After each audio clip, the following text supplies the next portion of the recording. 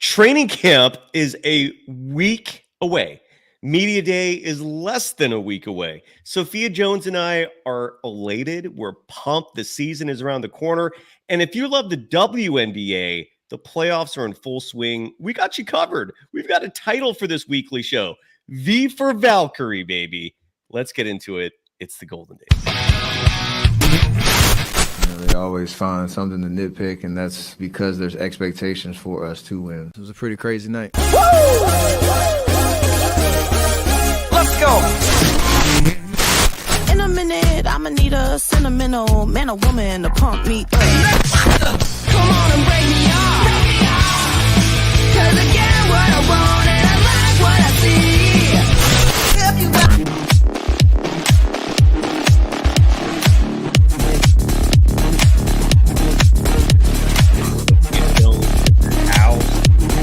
WNBA playoffs are in full swing. Next week. Oh, we are excited here at the Golden Days. Basketball is back. I can smell the leather of the ball itself. I'm jonesing for hoops. It's at least NBA hoops. WNBA is in full swing, but regardless, welcome to the program. Sophia Jones is with me every Tuesday at 3 p.m. for a live episode of V for Valkyrie, a spinoff of the Golden Days where we add some WNBA and Golden State Valkyries coverage to the show. You can follow Sophia Jones on Twitter at SophiaJones_2. Die post in the chat saying morning. I wonder where in the world you are. It is afternoon, at least here, early evening where you're at, Sophia. How the hell are you doing, first of all, before we get into all the good stuff? Doing great. Just really excited about the WNBA playoffs. And you said evening, and it's crazy because we were just talking about the time zones about East Coast sports, which is where I'm currently at. And I'm looking at this WNBA game that's going to start at 7:30 my time. So, yeah. It is crazy. You and I were having this long discussion. Like, I've never understood. I'm born and raised on the West Coast. It has always fascinated me in terms of the East Coast culture and life and how late game, at least with sports, how late things go on there. Like, Super Bowls are ending super late. West Coast games start at 10 p.m. your time. I've never understood it. It's like, do people just are sports fans on the East Coast just living, tiredly, like exhausted from staying up till 1, 2 in the morning watching sports? Are you just oblivious to what happened the night before until you wake up? It's always tripped me out. And it's one of the many reasons why I like being here better. And Sophia, hopefully you'll move back out here soon. You were a former point guard for San Jose State, so you called the Bay Area home for a number of years. Yeah. And before we get into it, because we're going to talk some Warriors, we're going to talk a lot of WNBA today, given the playoffs are currently in full swing. And yeah, Roberti Moo saying the West Coast is the best for sports viewers, especially with their circadian rhythm. Absolutely right. Wholeheartedly agree. Today's episode brought to you by the official sponsor of Golden Days, and that's BetOnline. BetOnline is the world's most trusted betting platform and your number one source for everything football. Right now, yes, football is in full swing, and BetOnline has every stat, every matchup, even live odds and spreads to bet on during the games. And if you think you know your stuff, if you think you are an expert and you can nail all your picks, get in on BetOnline's $200,000 mega contest and pick 5 games against the spread every week for your chance at weekly prizes and a share of $200,000. When the game's over, head on over to the online casino. Kick back, pour yourself a stiff one, light them up if you got them, create that casino ambiance, and then get in on a game of blackjack, play some poker, or unwind with one of over 150 slot games. Head to the website today to get in on the action. Bet online, the game starts here. Sophia, I want to start the show by asking you, training camp starts a week from today. We're recording this on Tuesday, September 24th. I had to think about that. So training camp a week from now, the Warriors will be in Hawaii, formally engaged in training camp. A day before that is going to be media day. I'm actually ordered some lavalier mics that plug into your phone so I could hopefully secure some interviews while I'm there. And that's going to be something I'm going to try to do all season long. But Sophia, what are 3 things that you are most excited for with the Warriors playing basketball? The season's around the corner. What are you most pumped for this Warriors team? One of the things that I can say I'm probably most excited for with this team is to watch Steph Curry play basketball again, especially at the Olympics. We got reminded of how truly great a player and shooter that he is. So it'll be really exciting to see him in full effect again for the season, which I'm excited for. My second thing that I am excited for is, as competitive as the league is today, it's also pretty open. So it'll be kind of interesting to see how the Warriors place in amongst all of that, especially throughout all the chaos. There's always moments to rise, which I think the Warriors are very capable of doing. And my third thing I am most looking forward to this season would be to see who was going to be that player to step up alongside Steph Curry and play to an all-star caliber level, because that's really going to be one of the keys in order to have a successful season. So that's another thing I'm really interested to see how it's going to look like moving forward. Absolutely. I haven't been excited for the preseason in a few years. I think the last time the Warriors entered the season with this many questions and this many new faces on the roster was 2021. Like I said, we're going live after every preseason game. The evaluations are fascinating to me in terms of rotations. We have no idea who's even starting right now. My interest is peaked, and I'm excited for among many things, what the lineups are going to look like. I'm excited for what Kuminga's growth is going to show us this year, right? I mean, he has been working hard. Sophia, in your backyard in Florida, he's been spending a lot of time there. And not to mention Brandon Pajemski. There's a lot of pressure on him, especially given his name's been mentioned in a lot of trade speculation. And if the reports are accurate, the Warriors chose Pajemski over Lauri Markkanen, for example, if that report is true. So there's a lot of pressure on him. And I'm curious to see what year two Brandon Pajemski looks like. But these rotations are what I'm most curious about. I want to know who's going to actually be playing. I want to know, like who's the odd man out, because there's going to be some of that there as well. So, and again, that starts in a week from today. And tune into Golden Days for all your coverage there. Shifting gears to the WNBA, Sophia. I actually watched some playoff action the other day. I'm in. I'm all in. This is exciting, riveting stuff.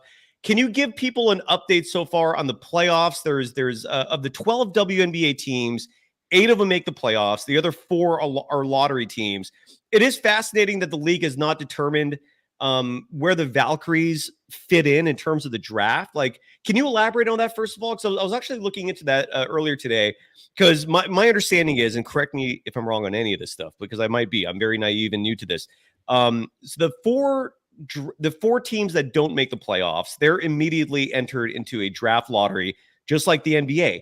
But if my research is correct, the WNBA has still not determined what the Valkyries or where the Valkyries are going to draft. Like, they haven't determined if they're going to be part of the lottery, if they're just going to be given a slot. Do you have any more information on that, or are you as perplexed as I am? I'm right about where you are. There just hasn't been any information given from the league on how they're going to move forward with where the Valkyries would potentially draft. Yeah. So, and I'm very curious, and that's obviously very important, because Paige Beckers, I think, is going to be the consensus number 1 pick next year. I want Paige Beckers in a Valkyries uniform. I think that would be an unbelievable player to start your franchise with.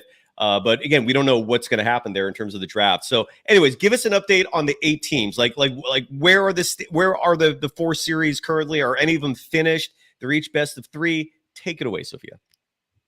So for this first round, there are 4 series going on currently. The number 1 seed versus the number 8 seed is going to be Liberty versus the Dream.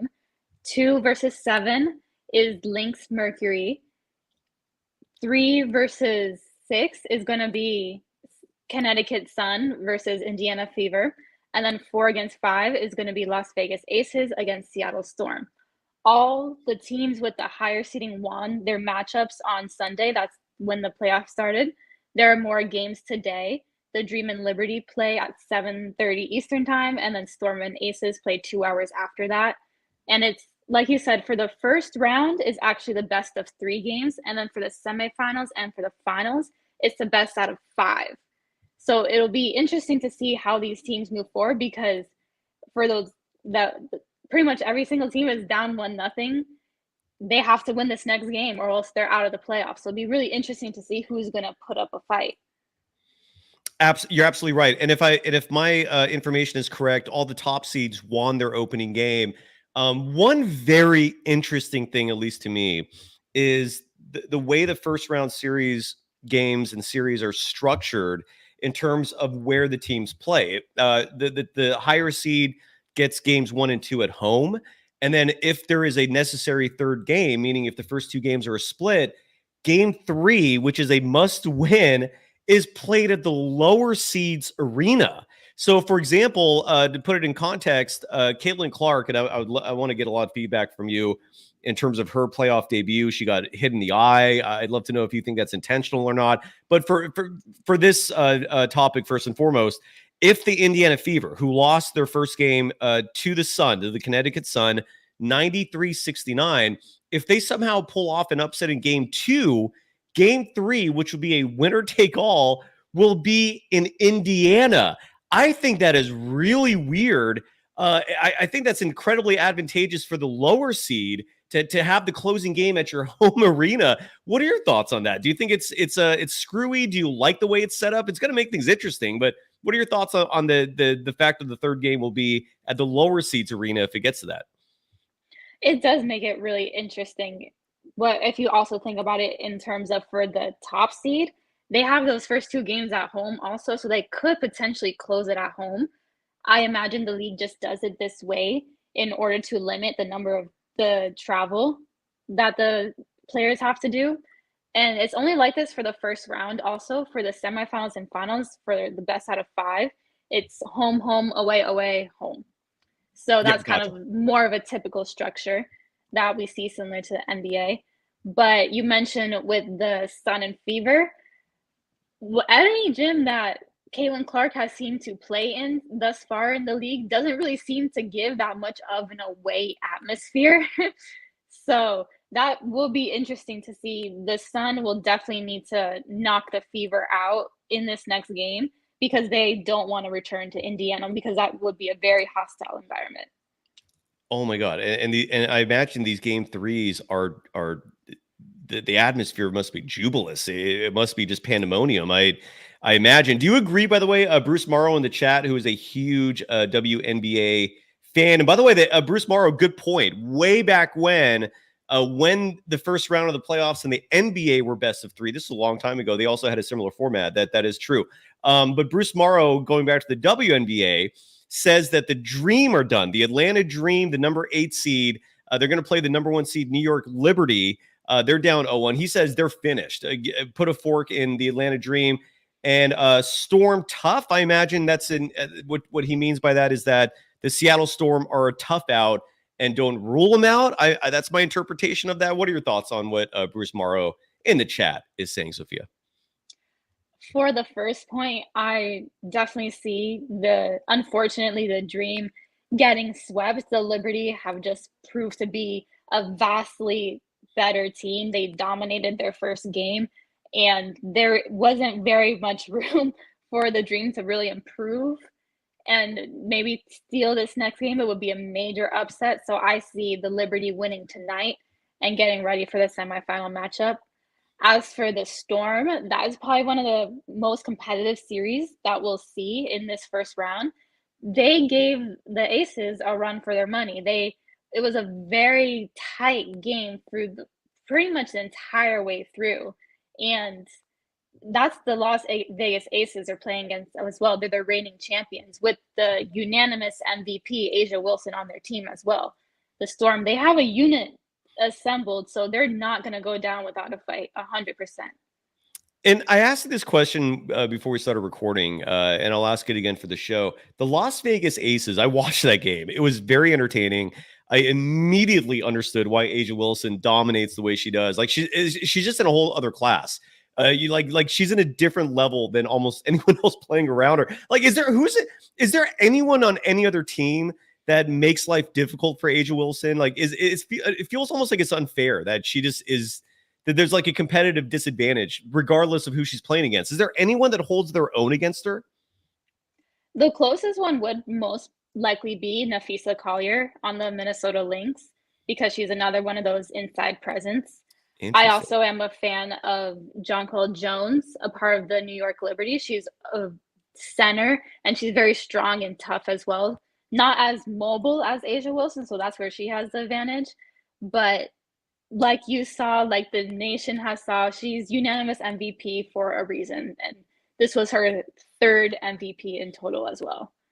Yeah, her dominance, she's incredible. I immediately, like, it took one game for me to just immediately realize, okay, that's the best player in this game. Borderline unstoppable. Let me ask you this. The Las Vegas Aces, great name, by the way. Why did they finish the season and Becky Hammon is their head coach? I mean, it doesn't take a lot of viewing time to understand why they dominate, why they win titles.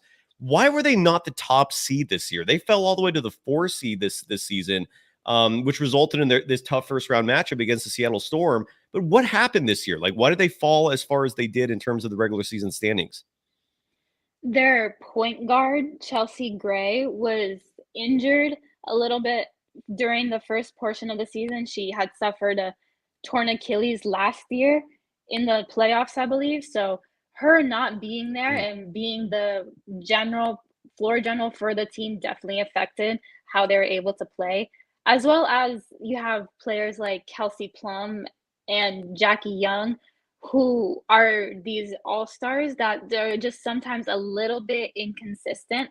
So it's the people around Asia Wilson that are just, when they're all firing on the same cylinder, they're an unstoppable team. They look unstoppable. And you mentioned Casey Plum on that team. Like, she was an Olympian, I believe, but then she also only scored 2 points, like you said, in game 1, the inconsistency. So there's going to be a lot of game 2. Are all 4 game 2s tonight? No, so the game 2s tonight are the Dream versus Liberty, and then the Storm versus Aces. Okay, gotcha. And in game 1 of the Fever, Indiana Fever's loss, which is newsworthy for a lot of reasons. First and foremost, that's Caitlin Clark's team. She is the superstar of the league. The amount of interest she generates is impressive. It's incredible, and it's justifiable as well. Like, she's an entertaining individual to watch, a fantastic ambassador for the game. But she got poked in the eye, and if you told me that was intentional, I would believe it. If you told me it was accidental, I would believe it. It's tough to tell what really happened there. What was your interpretation of? Was it Bonner? Was that the name of the player who hit her in the eye? Like, what was your interpretation of that play? And is Caitlin Clark going to be fine for game 2? Give us a recap, please, of that whole situation. I believe it was completely an accident. It was just an aggressive defensive play. Stuff happens all the time on the court.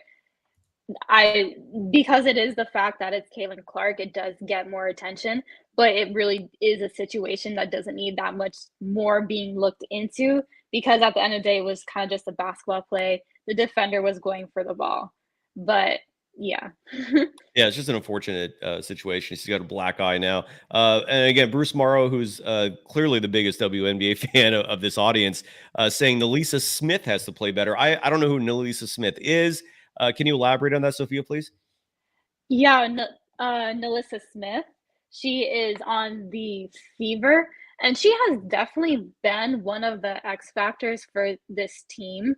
I've watched the Fever play throughout this season, and when she just locks in, she is a very key asset to the Fever. She is a forward, and her shot-making ability from the mid-range and even out into the 3 a little bit is something that is very valuable. And when she's not aggressive and in that mindset that she's going to score, then it hurts the Fever. Definitely, because then the only inside presence that they could really have is Aaliyah Boston. All right, there you go. And you're doing something right when the bookies start letting people place money on your team and on your game. And our official sponsor, Bet Online, they actually, I don't know if I should even include the word actually, they have lines for these games. And Sophia, I imagine you're not a betting person. You're probably too smart for that. But you are an expert when it comes to the WNBA. So maybe for the bettors out there, you can win them some money. I'm going to give you the lines for these games, and I'd love to get your opinion on it. The New York Liberty in tonight's game against the Atlanta Dream. That game is in New York. I imagine the Liberty play at Madison Square Garden. They're favored by 13 points. Your thoughts on that? That's a really high spread. What do you think they'll cover that? Is that too big? What are your thoughts, Sophia? Yeah. So they actually play in Barclays Center. Oh, but, my apologies. My apologies. Okay. Yeah. Why do they But, not play the Garden? That's kind of disappointing.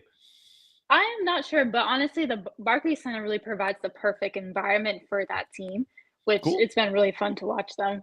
But Good. I believe that's right about accurate. I mean, they beat them 83-69 last game, so that's 14 points, so it's not that far off. There aren't too many adjustments that I see the Dream taking that the Liberty also aren't counteracting and improving upon, to where that difference might be any less than what they're saying it is. I feel like it will probably be right about that. And in the chat, Bruce Morrow is saying the reason why the New York Liberty don't play at the Garden is because of James Dolan. And I don't even know what the specifics are. Bruce, I believe you. I believe you. James Dolan is such a wreck that I feel like every other thing he touches just turns to chaos. And yeah, I believe it. I believe it. That makes perfect sense. Who knows if it's a money issue or what the reasoning is behind that. Anything you want to add to that, Sophia, or are you good there? Sorry, I'm unfamiliar with that whole debate, but like I said, I feel like the Liberty have been able to curate a really great environment for their team to play with. And I don't know how many people are familiar, but so okay, I see now. Dolan told the Liberty, but I don't the Liberty have a mascot which I actually love. She's extremely entertaining. Her name is Ellie the Elephant, and if anyone knows of Ellie or has an opportunity to look up some videos, she's actually a very, very entertaining mascot, which I feel like has kind of contributed to the overall atmosphere that the Liberty have been able to achieve, which then contributes to their success. Oh my God. I want to see if I could find a picture to show the audience really quickly here of Ellie the Elephant. Just so at least if you're watching this on YouTube, you can get a good idea of who Ellie the Elephant is. All right, so I'm going to share this this picture real fast. I can't show a video at least for today, but that's Ellie the Elephant, who has a Statue of Liberty costume on along with a player jersey, and Ellie is wearing that over an elephant costume. That is fantastic. And James Dolan, by the way, apparently, according to Bruce in the chat, used to own the Liberty.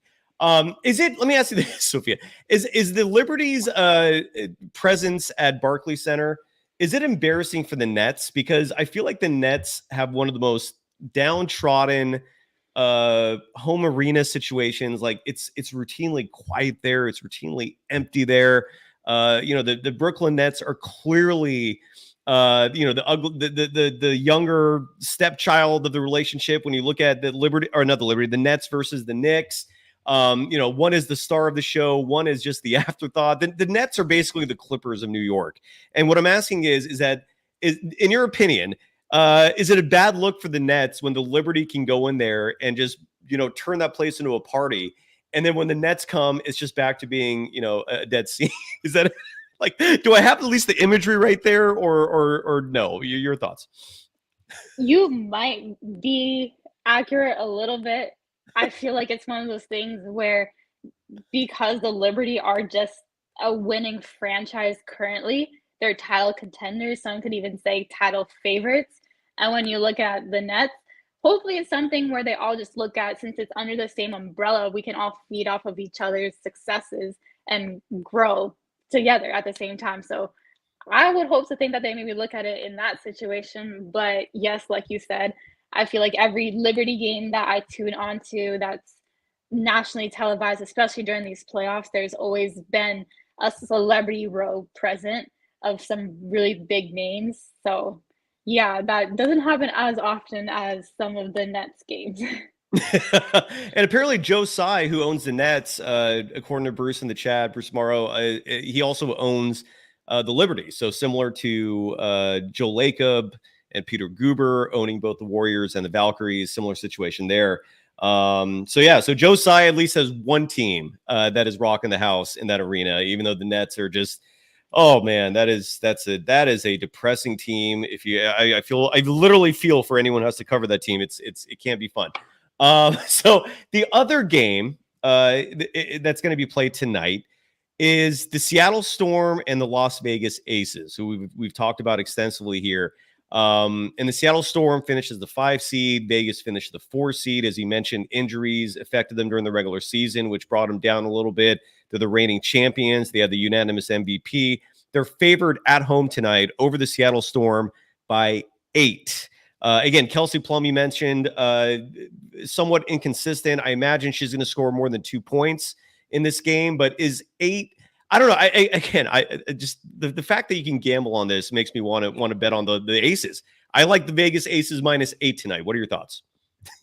And don't listen to me, please, but go ahead. I do think that the Aces have definitely the capability to put this series away tonight. I think that it will be a little bit of a closer game than 8 points, though. I feel like it could even look like a situation where it's getting down to the last minute and stuff needs to happen. That's just the type of team that the Storm is. I don't see them being able to go down without a fight. They competed very highly against the Aces in the last game. Like I said, they were pretty much changing leads up until a little bit in the fourth quarter when the Aces were able to pull away a little bit.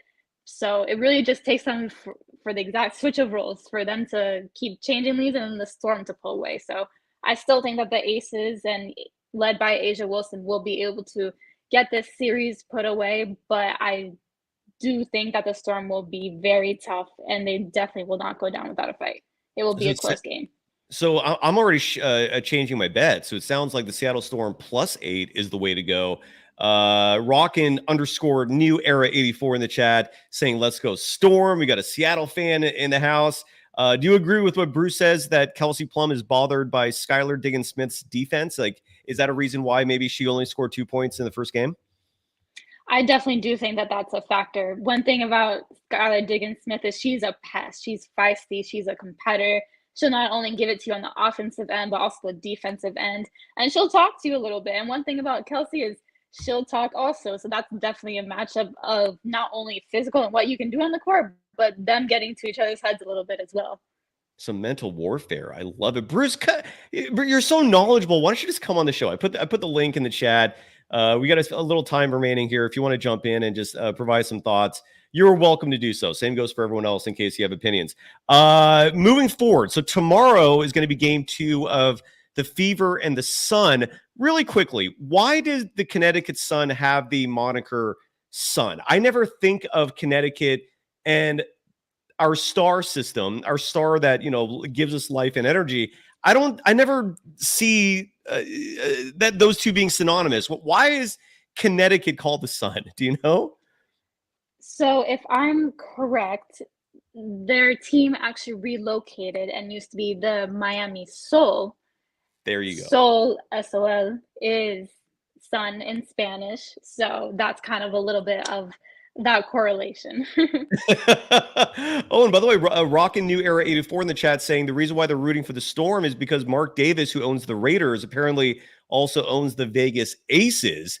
So there's some more knowledge right there. Look at Bruce Morrow is in the house. Bruce, let me organize this a little bit so everyone can see each other. Hold on 1 second. Let's put you as a star. There we go. Bruce, great to see you, brother. You're in Florida just like Sophia. How did you get into the WNBA and share your thoughts about the playoffs? I'm gonna age myself. I started watching the game since 1997 when I was a kid. Nice. That's not aging yourself. You're fine. Yes, man. I was a Liberty fan at that time. My favorite player was Waterspoon. Yes, Cyrus Saatsaz. Who are you rooting for now? Wow. I just want to see good basketball. I think Aces. Oh my God. I would have loved to see Aces and Lynx in the final, but I think it's one of them. It's gonna happen. It's gonna be. I think it could be Liberty Aces or Lynx Liberty in the final, There and you go. we'll see. Sophia, your thoughts? I agree with that.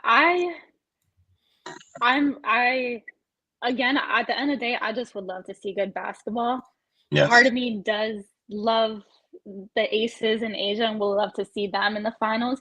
But since that was also the matchup from last year, I like a little shakeup every once in a while and wouldn't mind seeing the Lynx there as well. But I definitely do agree that the Liberty will be one of those opponents. Bruce, what are your thoughts on the Warriors, man? Real quick, while I have you here, you're one of you're one of our loyal fans of this program. I can't thank you enough. How are you feeling about the Warriors, man? Are you excited? Are you worried? Your thoughts? It's gonna be a long season with this roster. Oh boy, I know. I'm a little worried myself, man. But let me ask you this real fast: is there anyone out there that you have your eye on in terms of the Warriors maybe making a trade? Like Cam Johnson is out there with the Nets. That's one of the biggest names that I can think of. Time Lord Robert Williams III with the Portland Trailblazers is someone I wouldn't mind having. But is there anyone out there that you think of that the Warriors should trade for?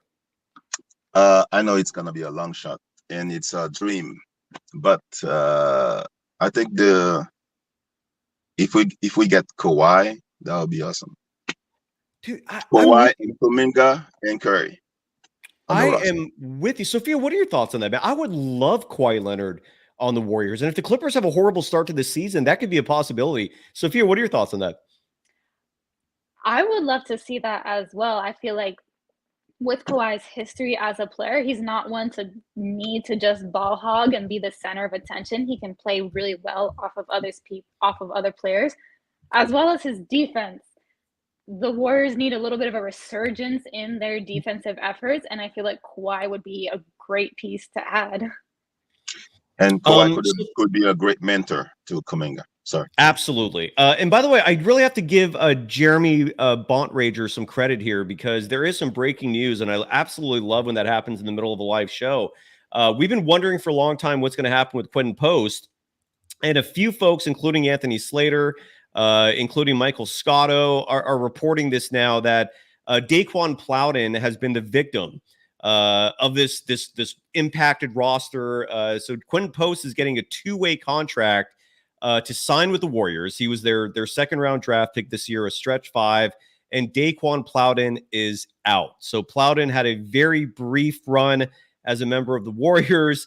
He was signed during Summer League, and who knows if he's going to be at training camp. I don't know what's going to happen after that. But Sophia, and I'll ask you as well, Bruce, your immediate reaction to Daquan Plowden being pushed out, and Quinten Post is now officially a member of the Warriors. Sophia, I'll start with you. I think that is a smart decision. I feel like the Warriors are very guard heavy as of now. So Plowden would have been a little bit kind of just on the bench anyway. Quinten Post, he's 7-footer, he's long. He actually has a little bit more of ability to grow and make a more impact on this team immediately. Your thoughts, Bruce? I feel like Barack speaking after Michelle. Sophia is great. I don't know if you on one hand the compliment to Sophia, love it. On the other hand, the complimenting yourself by comparing yourself to Barack, that's a lot of bravado right there, brother. I wish I speak like him. I talk like him.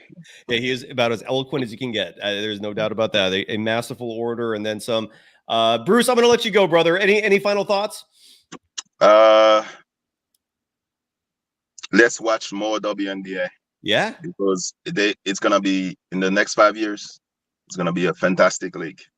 We're covering it here, man. We even got a name, V For Valkyrie. What do you like that name, by the way? A little spin-off from V For Vendetta. I don't know if you ever saw that movie. It's one of my favorites. No, I don't think I've seen it. But V Valkyrie, I don't know. English is not my first language, so I don't know. Well, if you don't know the movie, it might take you a second. strongly recommend watching the film. It was one of Natalie Portman's best movies ever, in my humble opinion. Anyway, so Bruce, I'll let you go, sir. Thank you for joining us. Thank you. And thanks for the WNBA love.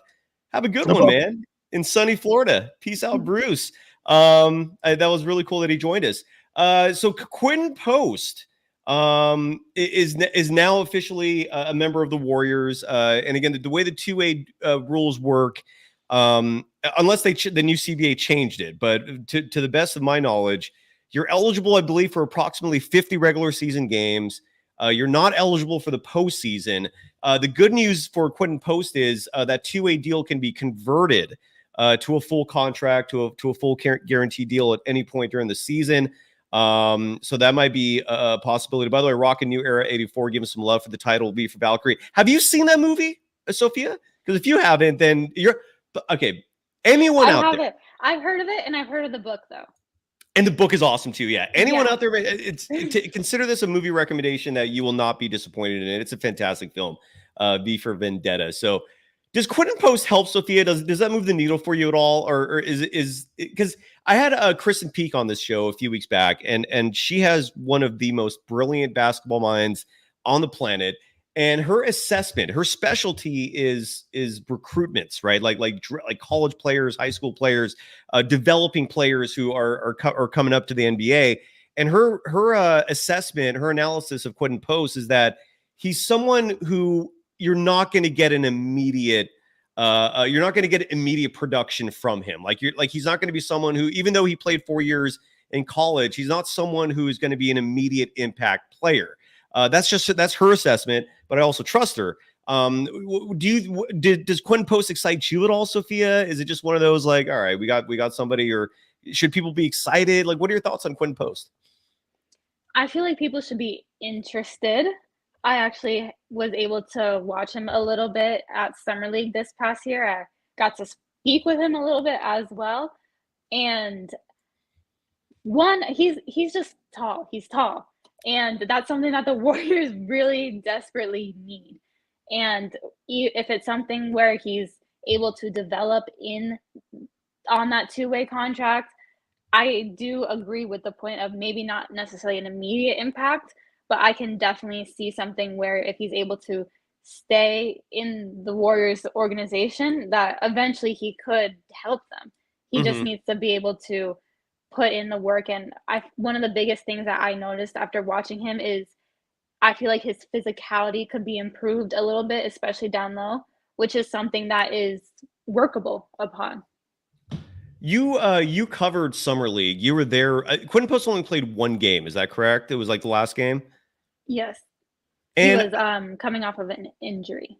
Right. And that's why he didn't play more games. The impression I got from that, and it's just one game, right? In Summer League, I'm not reading into anything seriously with Summer League. This is just a one-game impression from Summer League, but I didn't see a player who was physically imposing. And again, it's just one game, so maybe he can bulk up, maybe he can be a physical force out there. What was I know you've said this before, so I apologize for being a broken record and repeating the question, but you were there, you saw him up close. What was your one-game analysis of Quinten Post from Summer League? Pretty much like you said, it really just comes down to his physicality. You put eyes on him, you can see that he's long, he's very lanky. He was able to have a little bit of his post moves inside as well as stretch out the floor to the three. Could improve his shooting a little bit from there, but he does have the potential in that area. It would just be something where improving, I just feel like mostly if he can just improve on his physicality, then he'll be an asset for the Warriors. Absolutely. He's 7 feet. He can shoot the three. I just love the fact that he's one of the many things I'm excited for in terms of the preseason. Like, I want to see this kid play. I want to see what he can do. What are your thoughts, Sophia, on the fact that Daquan Plowden had one of the briefest runs in Golden State Warriors history? I feel for the kid. He had a 5-year college career. I mean, he's 26 years old. So he's not, super young, but he's very inexperienced still. Your thoughts on Daquan Plowden's very brief run as a member of the Warriors? It's just one of those things where, unfortunately, I feel like it's more of a situation where it's not really taking much away from him as a player. It's just more of the fact that the Warriors are so guard heavy right now. There is nowhere for him to necessarily fit in. Absolutely right. They're so wing heavy, and the other two players, Pat Spencer. Every time Pat Spencer plays, I feel like he delivers. I don't know if there's any long-term future for him with the Warriors, but and then the other two-way player is Reese Beekman, who was a two-time Defensive Player of the Year in the ACC. He can play D and he can handle the rock. So if you need someone to have a usage rate type player where he's handling the basketball, he's running the offense while playing lights out defense, Reese Beekman is your guy. He's an undrafted player, again, out of Virginia, I believe. So those are the other two-way players on the roster. Die Post in the chat mentioning that he didn't make any three-pointers in that one Summer League game. But again, Summer League is definitely not a place where you can formulate, an accurate judgment of a player. So there you go. Real fast, going back to the WNBA, I wanted to ask you your opinion real fast on the Connecticut Sun, who again is one of the weirdest nicknames because I never affiliate Connecticut or the New England states with the Sun. But anyways, Connecticut is favored by 6 over the Indiana Fever. What are your thoughts on that spread for the degenerates out there who like to bet on basketball? I feel like that is about accurate. Again, because the Sun, they beat the Fever 93-69, so they won very convincingly. However, Caitlin Clark didn't really perform like we have seen her do so far in this WNBA season. I would like to see a little bit more from Melissa Smith as well.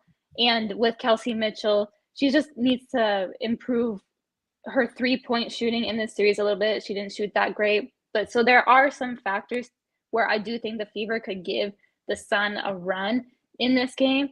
But the Sun just definitely seemed very dominant. Their defense was stifling on all the players. It might not even be something where it's adjustment the Fever need to make. The Sun are just that good. Wow. And in game one, Caitlin Clark struggled a little bit, scored 11 points, had 2 turnovers, 8 assists. I still can't believe she led the league in assists in her rookie year. So what would you bet on? Do you think that's the good bet then is Indiana +6? Like, you think they'll keep it close? I think that Indiana will keep it close. Do you agree with? I don't know. Go ahead, sorry. Yeah, I'm trying to think. The Fever, out of the 4-game series, the Fever only won 1 game in the regular season. So they have shown that they can beat the Sun, but the Sun have shown that they can beat the Fever 3 times. There you go. It's just a matter of who comes out to play. I do expect Caitlin Clark to have a better game. But again, the Sun are known for their defense. Between Dejanay Carrington and Marina Mabry, who did a really great job off the bench, they just really made Caitlin Clark's night trouble. Oh, that's crazy. Do you agree that with Bruce, who says that the Sun can't score? You mentioned they're a fantastic defensive team. Do they struggle offensively? They struggle a little bit defensively, yeah. Offensively, that is something that you saw last game. Marina Mabry, she came off the bench. She had 27 points, 20 in the second half. So that was a little bit of an uncharacteristic moment for her. But yes, the Sun are normally known for not being as much of an offensive threat as a defensive threat. But at the end of the day, if you just have to score more points than your opponent. And if you can hold your opponent to a really low score, you've done the majority of the battle anyway. In the last game, that's going to be played tomorrow, is going to be the Minnesota Lynx, the second best team in the WNBA record-wise, taking on the Phoenix Mercury. And the Lynx are favored by 8.5 in that game. What are your thoughts on that? That one I could see being a little bit closer. The Mercury are led by Diana Taurasi. It's her final season. I don't see Diana rolling over and getting swept. She is one of the greatest WNBA players I grew up loving watching her play, so it was gonna be sad that last time she has to sub out and leave the court. But I don't see Diana letting her team lose this next game, honestly. There you go. Win some money out there, folks. And that spread is big. It's 8.5. So, Phoenix doesn't have to win the game. The money line, by the way, if you want to put money on Phoenix pulling off the full-on upset and beating the Minnesota Lynx, it's plus 330. That means if you bet $10, you'll win $33 on that bet. If you think Phoenix will win outright. So those are your lines for the WNBA playoffs. Any final thoughts? Anything else we should be covering? Sophia, anything else we should be discussing? Bruce Morrow thinks the Phoenix Mercury are done, but then also says happy retirement to Diana Taurasi. Yeah, with that last point, I don't know. It's just gonna be really hard for me personally to see Diana Taurasi not be on the floor anymore. But what happened last game with the Lynx, it seemed like they were going to pull away, but then the Mercury fought their way back and it ended up being competitive in the fourth quarter. So if it's something where if the Mercury can keep it competitive throughout the game, I can see it being a little bit closer than that point spread, potentially an upset, but the Lynx are a very strong team as well. Yeah, and again, I'm riveted. The WNBA playoffs are currently on right now. We got action tonight, got action tomorrow, and every Tuesday at 3 p.m., you got action right here live with Sophia Jones. You can follow her on Twitter at Sophia Jones _2. My Twitter handle is up there today on the graphic. That was a faux pas, I believe. They're going to replace that with my Threads handle, but you can follow me on Twitter at Surf Journalist. You can follow me, Cyrus Saatsaz, on Threads at Dog Wild. Same with Instagram. And the program is available on all social media platforms at Golden Days Pod. A week from today, training camp begins for the Warriors. The long wait is almost over. Quinten Post is officially part of the team now. No more wondering how they're going to fit him in. Condolences to Daquan Plowden. It was a brief run. You might get your jersey retired. It was an incredible run.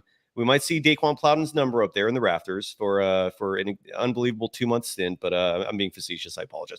Are we good? Are we done, Sophia? I think we're perfect. All right. Yeah, you know what? The WNBA starts in about half an hour on ESPN, so everyone should be able to watch. Bam. There you go. All right. We're done. Thank you, Sophia. Thank you, everyone. And we'll back at this tomorrow. There's going to be we're going to get into it a little more with Quinten Post in terms of what that means for the team now that he's officially on the roster. Steve Kerr said some interesting things just the other day. I'm going to play some sound from him regarding Jonathan Kuminga.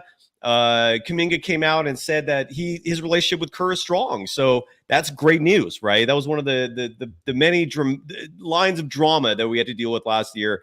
Any final thoughts on that, Sophia, before we call it a wrap?